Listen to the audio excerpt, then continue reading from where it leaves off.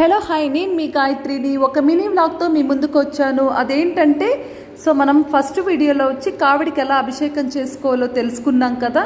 అలా అభిషేకం అయిపోయిన తర్వాత కొంతసేపు కర్ర అలా ఫ్యాన్ గాల్ కింద ఆరబెట్టేసిన తర్వాత 4 బౌల్స్ తీసుకోవాలి.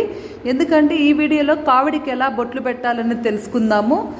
ఒక బౌల్లో వచ్చి గంధం కలిపి పక్కన పెట్టుకోవాలి, ఒక బౌల్లో వచ్చి విభూది కలిపి పక్కన పెట్టుకోవాలి, అలాగే థర్డ్ బౌల్లో వచ్చి పసుపు కూడా కలిపి పక్కన పెట్టుకోవాలి, అలాగే కుంకుమ. ఇవన్నీ కూడా మనము రెడీ చేసుకోవాలి. ఫస్ట్ అయితే మనం పీట వేసుకొని దాని మీద కావిడి కర్ర పెట్టుకొని పూర్తిగా గంధం అంతా పూసేయాలి, ఎక్కడ పొడలు లేకుండా పెట్టుకోవాలి. గంటలు వచ్చాయి నా కావిడికి, ఆ గంటలకు కూడా పసుపు గంధము పూసుకోవాలి. తర్వాత వచ్చి విభూది ఎలా పెడతాం మనం శివయ్యకి 3 నామాలు పెట్టుకుంటాము. అదే విధంగా కావిడికి కూడా కావిడి కర్ర చుట్టూ విభూది అనేది 3 నామాలుగా అలా చుట్టూ తిప్పుతూ కర్ర పెట్టుకోవాలి మనము. తర్వాత కుంకుమ బొట్లు.